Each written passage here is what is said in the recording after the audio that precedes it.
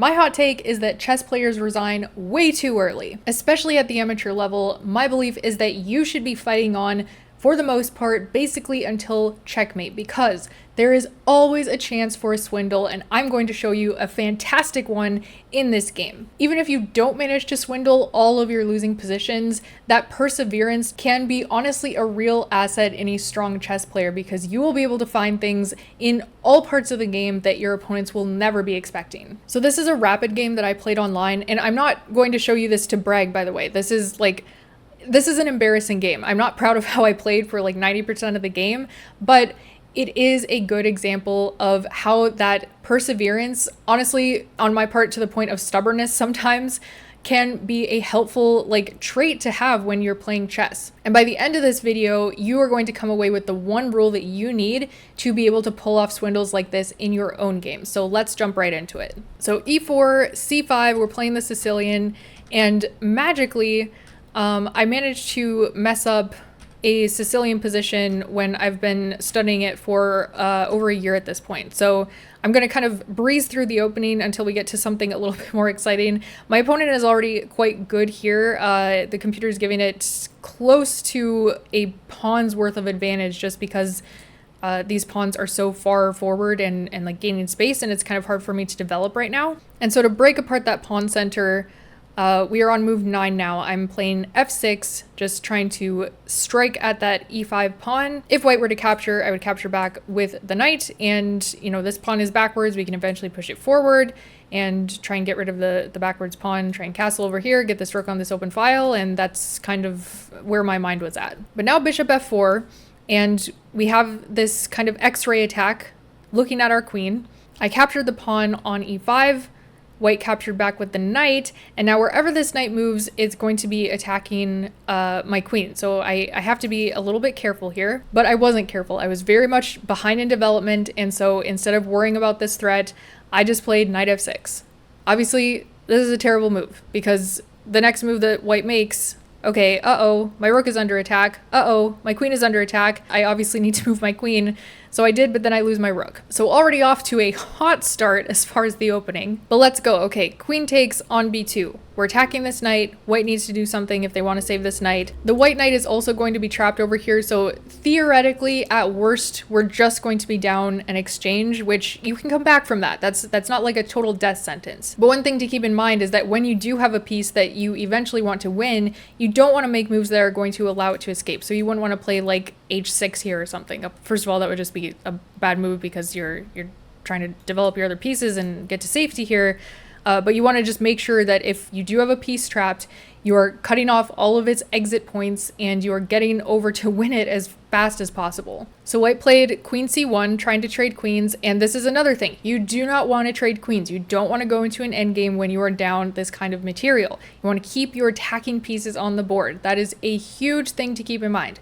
Attacking pieces, keep them on the board, and you're not trying to go for material when you are down this much material. You're not trying to like equalize. You are trying to win the game. And that means, here's our rule, you are going after your opponent's king. But I couldn't do that right away, so I dropped back to b6. Bishop e5, and now, okay, I'm winning a pawn. I'm breaking down my opponent's pawn center. This is offering a trade, or like, you know, allowing this bishop to trade off for either of these pieces. But okay, now I'm up 2 pawns. Technically, if I win this, then we will be equal on material, because then my opponent has only, you know, captured my rook in exchange for a knight. But then I've got 2 pawns, so, you know, the math kind of maths out here. When you're down material, piece activity is incredibly important, and my opponent also did know that. So my opponent played rook b1. My queen is forced to move. I go back to a7. Now my opponent takes on f6. I capture back with the pawn, and white goes queen d1. So looking in to come and give a check on this diagonal. So my opponent is also looking to attack my king. My king is quite vulnerable, so this does make sense. The rating graph on this one is insane, by the way. Like the mistakes that are happening are just like, oh my gosh, what is going on? But I played b5, just kind of trying to give a little bit of pawn cover in case my king has to like run over here or something. Queen h5 check, I go king d8. I did not want to go up to e7 because then my opponent could come check like this and win my queen, or not win my queen, but trade off the queens. And again, you want to keep your attacking pieces on the board. So whenever you're in check, you need to make sure you're not just mindlessly moving the king. You know, you got to put it in a spot where it's not going to be a further disaster than it already is. So okay, king d8. My opponent checked with the knight. Unfortunately, this is allowing the knight to escape. I went king c7, so white went rook c1, just lining up for this discovered attack on the king wherever this knight moves. And at this point, I'm still worried that my development is terrible. I need to have active pieces if I'm going to try and win this game and go after my opponent's king, and I still got 2 bishops and a rook on the back rank in their starting position. So my move in this position was bishop takes a3, but unfortunately this was a huge mistake because again I fall victim to this discovered attack where the knight can just move here, and I'm attacked, I'm not getting out of this, I'm going to lose my queen. And I think literally it was like a head and hands moment, like, oh my gosh, I am terrible at chess, what am I doing? The problem is that it's a double check, and so even though I captured this pawn, my bishop is looking at this rook, I can't just take the rook, which is the checking piece, because this piece is also checking me, so the king has to move. That's the power of the double check. But okay, I moved to b6. Obviously, the knight takes the queen. I played bishop takes rook. You want to get as much bang for your buck as possible. My opponent continued trading off my light squared bishop, which had not moved from its starting square, but I recaptured the knight. And now, when all is said and done, I've got a knight, a bishop, and a rook, and my opponent has a queen, a knight, a bishop, and a rook. So my opponent is very simply up a queen. So when you find yourself in a position like this, you're down a queen, your mental's low, you need to be thinking of all the possible ways that you can attack your opponent's king before your opponent can get to yours. You need to slow down their attack as much as possible. Again, keeping those attacking pieces on the board because they're all you have left. You can't trade off all your pieces and then expect to win in the endgame when your opponent has a queen. That's just not going to work. So what do we have in this position? We have quite active pieces, and our opponent's king is actually not that safe. It's a move or two away from castling. The rook is kind of out of the game at this point, so we don't want to allow our opponent to castle. That's a main thing. If we can accomplish that, we will be pretty happy. And then another asset we have in the position is this outside passer, and that will come into play later in the game, just a little spoiler alert. But in a dream scenario, if we can get this pawn all the way to the other side of the board, well, then we're going to have a queen again. So that's something to keep in mind. A lot of times if you have a far advanced passed pawn, that can be worth 1 or 2 of your opponent's pieces. But again, the main thing is piece activity, and our pieces are pretty active here. We're going to try and go after the king. My opponent went knight d6, attacking the rook.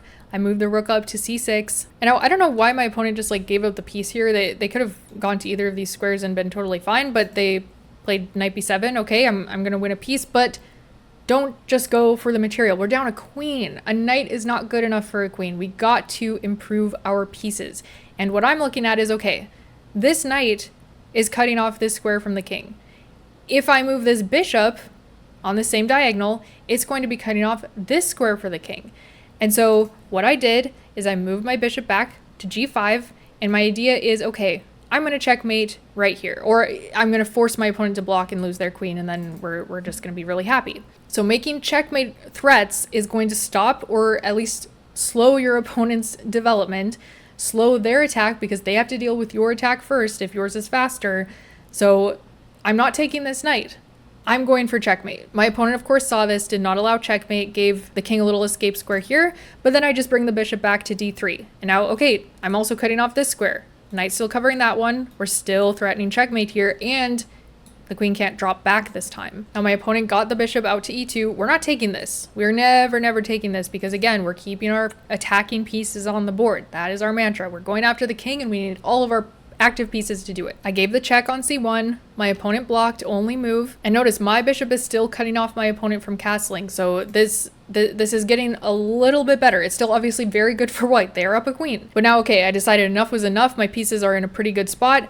I have the time now to capture the knight on b7. My opponent played queen f7 check, went up to b6. The queen took on f6, so they won a pawn, but I do want you to appreciate how coordinated all of these pieces are. It's a little teetering on the edge of a cliff, but everything's kind of balancing together. The knight is defending this pawn. The bishop is defending the knight. The bishop is also defending the rook. The rook is pinning the bishop to the king. It's this kind of zigzag thing, like you're balancing a bunch of plates or something in a circus act, but it's all kind of working for now. Again, still much better for white. But white needs to kind of zigzag their queen around and overcome the power of these 3 pieces in order to get out of this. Because if they sit around and do nothing, like if they just start going back and forth between squares, or even if they try and like come down here and win the H pawn, I'm gonna start pushing this pawn. And soon I'm gonna try and have a new queen. So they have to be a little bit active with their one piece as well. And that's actually exactly what I started doing here. I played a5, you know, time is money here. We got to start pushing our pawns as fast as possible before everything starts crashing down around us. My opponent gave a check. I moved up. My opponent continued to check me. Another check. And now queen d5 going after my bishop. I don't want to lose my bishop, so I'm going to drop my rook back to defend it. And still, like, everything's kind of holding itself together here, just barely. It's very much like edge of cliff situation, but we're still alive. My opponent gave a check on b8. I moved, another check, and now queen b1. Just trying to kind of coordinate their own pieces, get the pieces a little bit closer to the king so that the king will eventually be able to get out of dodge here. And this is where I had to calculate, and I'll show you exactly what I calculated, and it is what ended up happening in the game. I really want my rook to be on c1. That's its ideal square right now. It's pinning the bishop. It's causing a lot of annoyance for white, and when you are down this much material, the best thing you can do is try to be as annoying as possible. So I had to calculate, okay, if I play rook c1, what are all the checks that my opponent can give? They can't check on the back rank anymore because my rook's going to be there. But they can give this check on d3, attacking the bishop, and the rook's no longer there defending it. But there's no reason to stop calculating there. Remember, we have these tactics with this pin now that the rook is on the back rank again, and we were always looking at this knight check. So imagine queen comes down to d3 check, I move my king, and if the queen does end up taking this bishop, then I can play knight c2, forking the king and the queen, which would now be on that square, and we'd be winning the queen back. And that is exactly what ended up happening in the game. So rook c1, queen d3, king b2, queen takes e3, and then this devastating knight check on c2. And taking the bishop was actually the move where white went wrong. If they had not done this, if they had just played a move like g3 or something and tried to somehow get the rook involved, that would have been a better thing, because although my pieces are very coordinated, they can't really do much. They kind of just have to sit where they're at, and there's not so much of a threat as long as my opponent can get their pieces active, because right now my pieces are the most active. So knight c2 check, my opponent moved the king, I captured, and now I'm down a piece, but remember this little pawn? This little pawn's gonna run. So this position, according to the computer, is actually a draw, because even though my opponent is up a piece, they're going to actually have to give up this bishop for the pawn, and it'll just be like a rook endgame that you'll probably have to grind out. This is obviously not what my opponent wanted after winning my queen in the opening, as well as my rook, but it's better than what actually happened next, which is I played a4, and my opponent just took the pawn and gave up the rook, and now the rook versus the bishop, it's going to be a tough one to win. So I took the rook and my opponent resigned. What they had to do instead here, I thought this was such an interesting idea. When I play a4, they have to play rook e1. This is the only move to hold the draw. And now if I continue with a3, my opponent gives the check on e2, and I have to move, let's say, to c3. And my opponent has to come over here, give up the bishop, and just go after this pawn. But to achieve this position from the position that we had earlier is honestly quite an accomplishment. And again, it all comes back to the activity of the pieces, going after the king, not allowing your opponent to do what they would actually want to do, slowing down their attack so that you can attack them. So I hope this game encouraged you to fight on even when it seems like you're losing. A huge part of it is honestly mental. Like, if you can just kind of train your brain to be a little bit delusional, and even in positions when you're down a queen, to be continually thinking about how you could possibly win this game, that will help a lot in trying to swindle games like this. And playing on in those kind of positions are really good practice for other aspects of your game as well. They force you to look for like all the forcing moves because you have to. They force you to go for an attack because you have to. And they force you to coordinate all of your pieces because, again, you just have to. Thanks so much for watching. If you like this video, please do be sure to subscribe and leave a comment down below telling me, do you think people resign too early in amateur chess? I hope you agree with me after seeing this game. I'll see you soon.